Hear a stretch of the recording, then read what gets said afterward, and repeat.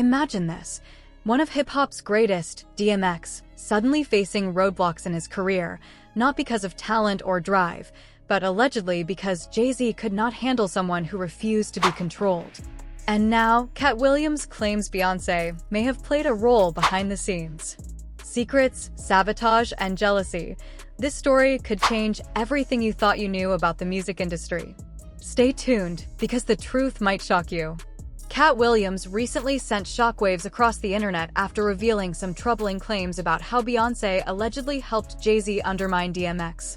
According to Katt, DMX never tried to kiss up to Jay like some other rappers did, and that independence may have caused Jay to blacklist him. Jay reportedly could not handle an artist who refused to be controlled.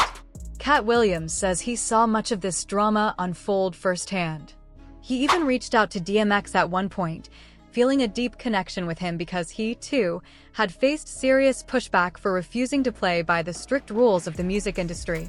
Katt knew what it meant to stand up for oneself and to resist being used or controlled by powerful figures who demanded loyalty over integrity.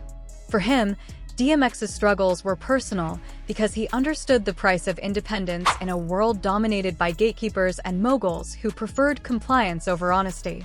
According to Katt, DMX's career started to face major hurdles after Jay-Z assumed a top leadership position at Def Jam. This is not just industry speculation. Gotti, who was once a close friend of Jay-Z, has claimed that this decline was no accident. The timing, Gotti insists, lines up too perfectly to be coincidental. When someone with influence like Jay-Z steps into a powerful role and a rising star suddenly hits roadblocks, it naturally raises questions about intent. In DMX's case, many insiders believe Jay-Z actively intervened in ways that slowed DMX's momentum, limited his opportunities, and chipped away at the foundations of his career. The allegations paint a picture of deliberate sabotage. Jay-Z, according to these claims, used his position to manipulate DMX's career path, making it increasingly difficult for him to thrive. While DMX had been a dominant force in rap, with a unique voice and undeniable talent, he suddenly found himself facing obstacles that seemed unnecessary and targeted. These challenges reportedly pushed him toward relying on substances, not because he lacked talent or drive, but because the pressure from powerful forces around him made it nearly impossible to maintain his career on his own terms. Interestingly, Jay-Z and DMX were not strangers before this conflict. They had known each other long before either of them reached fame, and their early relationship reportedly included mutual respect. Both were ambitious and talented, with eyes set on dominating the rap industry. However, the dynamic shifted once Jay-Z took on a leadership role at Def Jam. Suddenly, the power balance changed. Where there may have once been camaraderie, there emerged jealousy and competition. According to multiple sources, Jay-Z was uncomfortable with DMX's refusal to conform to the rules, his unwillingness to be managed or molded, and his ability to command respect and attention on his own terms. Katt Williams points out that this conflict was rooted in control. DMX was someone who could not be easily manipulated or swayed, and that independence, in the eyes of certain industry powers, was dangerous. Jay-Z, as Def Jam president, had the authority to influence who succeeded and who faltered. When he saw DMX thriving without bending to his influence, it reportedly created tension. What began as a professional rivalry soon bled into personal issues, fueled by ego, jealousy, and the desire to assert dominance over a peer who refused to be subdued. Gotti has also spoken about specific instances where Jay-Z allegedly interfered with DMX's projects. For example, Gotti recalls times when album releases, promotional plans, and collaborations were delayed or obstructed in ways that made little sense from a business perspective, but fit the pattern of deliberate sabotage. It was not merely about competition in the charts, it was about controlling narrative, influence, and power. Those who refused to play by the rules or who posed a challenge to Jay-Z's authority were reportedly at risk of being marginalized. DMX, by all accounts, fell into this category. Katt emphasizes that the industry often rewards compliance over authenticity. Artists who bend to the will of executives, who are willing to compromise their vision or defer to authority, tend to thrive. Those who resist, who insist on staying true to themselves, often pay a high price. For DMX, the price was a career increasingly hindered by behind-the-scenes maneuvering. Even with a loyal fanbase and proven talent, he had to contend with forces working against him in ways that were invisible to the public but devastating to his professional trajectory. The psychological toll of such interference cannot be overstated. For an artist like DMX, who poured his heart and soul into his music, facing constant setbacks orchestrated by a figure as influential as Jay-Z could be overwhelming. The pressure reportedly contributed to personal struggles, including reliance on substances, not as a weakness, but as a coping mechanism in a high-stakes, high-pressure environment. In this context, the narrative of sabotage takes on a human dimension, illustrating how industry politics can affect not just careers, but personal lives and well-being. Moreover, Katt Williams draws parallels between his own experiences and DMX's. He recounts how, early in his career, he refused to participate in scenes or projects that compromised his integrity, even if it meant risking opportunities. He knows firsthand how standing up to powerful figures can lead to professional blackballing and exclusion. For Katt, DMX's story resonates because it reflects the consequences of refusing to be used, of staying authentic in a system that rewards the opposite. The story of DMX and Jay-Z, as Katt presents it, is more than just a tale of rivalry. It is an illustration of how power, influence, and personal ambition intersect in the entertainment industry. It raises questions about ethics, fairness, and the lengths to which individuals will go to maintain control over others. It also underscores the human cost of such power struggles, showing that behind the glamour, fame, and accolades, there are real people facing manipulation, pressure, and betrayal. In the end, Katt's perspective is clear. He believes that DMX's decline was not a matter of talent or drive, but the result of deliberate interference by someone in a position of power. Jay-Z's rise to authority at Def Jam coincided with DMX's challenges, creating a story of rivalry, jealousy, and control that many insiders say cannot be ignored. For Katt, sharing this story is not just about revealing the past, it is about highlighting the broader truth of an industry where independence can be punished and authenticity can be dangerous. At the height of his career, DMX was unstoppable. He dominated the music charts, scoring an incredible 5 consecutive #1 albums on the Billboard 200, a feat few artists in any genre have ever achieved. Fans loved him, the streets respected him, and the industry could not ignore his talent and influence. But everything began to shift when Jay-Z stepped into a top leadership role at Def Jam. What had once been a meteoric rise suddenly became a battle against forces that seemed intent on holding him back. DMX spoke openly about his frustration in several interviews, making it clear that he felt the system was working against him. Even after he completed albums and shot high-quality music videos, the support he had counted on never materialized. Promotions stalled, releases were delayed, and label executives seemed indifferent to the work he had already done. Compared to other artists, DMX felt sidelined, left to wonder why his projects were being treated so differently. It was more than just professional disappointment, it was a consistent pattern that suggested something deeper. The rapper openly accused Jay-Z of abusing his position at Def Jam to deliberately slow down his career. According to DMX, even after he finished his 6th album, the label acted as if none of the work existed. Videos, singles, and promotional campaigns were ignored, and nothing moved forward on schedule.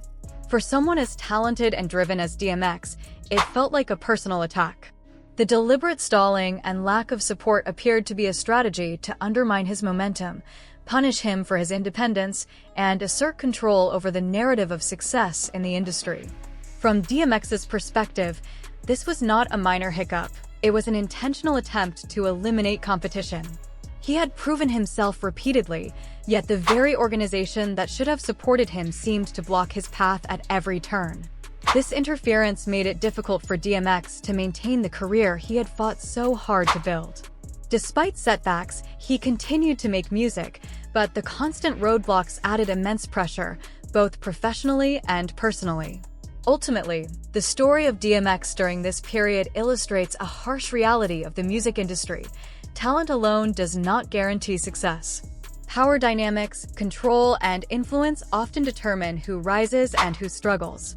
For DMX, the experience was a battle not only to keep his career alive, but also to maintain his voice, his identity, and his place in hip-hop history. Irv Gotti has spoken openly about the tension between Jay-Z and DMX, shedding light on just how deep the rivalry reportedly went. According to Gotti, jealousy played a central role in the conflict. Jay-Z, he claims, was envious of DMX's raw talent, charisma, and the way fans gravitated toward him. This jealousy, combined with Jay-Z's position of power at Def Jam, allegedly led him to interfere with DMX's projects and career opportunities. One of the most striking examples, Gotti says, was a planned joint album featuring Jay-Z, DMX, and Ja Rule, a project that could have been a landmark in hip-hop history. The album, however, never materialized. Both DMX and Ja Rule were ready and fully committed to the collaboration. They had invested time, energy, and creativity into the project, eager to produce something that would resonate with fans and showcase their talents together. But Jay-Z reportedly refused to participate fully. Sources claim his unwillingness was driven by fear of being overshadowed. DMX's energy and presence were magnetic, and Jay allegedly did not want to share the spotlight with someone who could challenge his dominance, even in a collaborative setting. Katt Williams and other industry insiders believe that Jay-Z's decisions were less about business and more about personal control. By limiting DMX's opportunities and blocking collaborations that could have elevated him further, Jay maintained a position of power and influence over the narrative of success in hip-hop. The refusal to release the joint album is just one example of the ways Jay-Z, according to these accounts, exerted control and ensured that DMX did not outshine him, despite DMX's proven talent and fan support. Even after this, DMX and Jay-Z occasionally worked on a few songs together, but the tension reportedly never went away. Behind the scenes, jealousy and rivalry lingered, creating a complicated and strained relationship that persisted until DMX's passing. Those who knew the situation describe it as a mix of competition, mistrust, and unspoken conflict. Ultimately, the story of the unreleased collaborative album illustrates the complexities of the music industry, where personal feelings and professional power often intersect. What could have been a historic collaboration was instead derailed, leaving DMX and his supporters frustrated and contributing to the larger narrative of how industry politics, jealousy, and control can shape the careers and legacies of even the most talented artists. For many, it remains a striking example of ambition and rivalry influencing the course of hip-hop history. There are claims now that Jay-Z is planning an album with R. Kelly. People say R. Kelly worships Jay-Z and Kanye West, and Kanye also looks up to Jay-Z. But DMX and Ja Rule? They do not worship him. Katt Williams points out that when it comes to making music, respect on the streets does not mean you let someone stop you. That independence may be exactly what Jay-Z did not want to deal with. According to reports, DMX and Jay-Z often went at each other in subtle ways, subliminal shots rather than direct attacks, but it created tension. Katt suggests that Jay-Z likely saw working on a whole album with DMX and Ja Rule as a risk. From Jay's perspective, there was more potential loss than gain, especially with people claiming DMX was better than him. Some even say Jay-Z's jealousy over DMX may have contributed to DMX's death, and that Beyoncé knew what was happening but stayed quiet to protect her husband. Allegations go even further, claiming Beyoncé may have had some involvement in covering up certain actions and that Jay-Z helped her with it. Jaguar, a whistleblower, accused Jay-Z and Beyoncé of keeping people against their will and being connected to deaths like Aaliyah's and Jay-Z's pregnant mistress, Kathy White. Public campaigns like Dream Hampton's work with the Me Too movement are said to have been financed by Jay-Z to target R. Kelly, highlighting how much influence he had behind the scenes. Katt claims there are still victims willing to speak about the couple's alleged abuses, and that their actions go beyond what people realize. The accusations include forcing people onto planes while unconscious, similar to what happened to Aaliyah. Regarding Kathy White, Some believe Beyoncé's song Daughter references her death, with lyrics suggesting she and Jay-Z, along with a bathroom attendant, cleaned up the scene. While the official report said Kathy died from a brain aneurysm, Jaguar claims Jay-Z and Beyoncé were responsible because Beyoncé was angry about Jay-Z's affair and may have pressured him to act. The story goes back to DMX as well. The heat Jay-Z brought down on him was intense, and Katt believes Jay-Z had a role in DMX's decline because DMX refused to bow to him. Katt Williams relates to this personally, recalling how early in his career, he refused to film a humiliating scene in Friday After Next, despite pressure from producers. He knew standing his ground was risky, but it was about maintaining integrity, something DMX also tried to do. The real story behind Friday After Next is that the character Money Mike was supposed to be played by Ricky Smiley, but the original plan got messed up in the bathroom, and Smiley was okay with that. Katt Williams had to take a huge risk in front of the studio, the cast, and everyone in charge. It was his very first movie, and he had to speak up respectfully and humbly. If we are talking about comedy, then I am the one with credibility and influence. Katt explained that the problem was the scene itself. Comedy is about timing, situations, and delivery, and a scene involving a rap, no matter who is in it, would never be funny. He argued that if they let him handle the comedy without including a rap, the movie would be far funnier. He took a stand for what he knew would work, even if it meant challenging the powers that be. Interestingly, none of the 35 cast and crew members ever mentioned that Ricky Smiley would play Money Mike. No one saw Katt in a Santa suit made by the wardrobe department. It was all carefully prepared, but never made it into the final cut. Katt points out that in 2024, all these big deviants are finally facing scrutiny.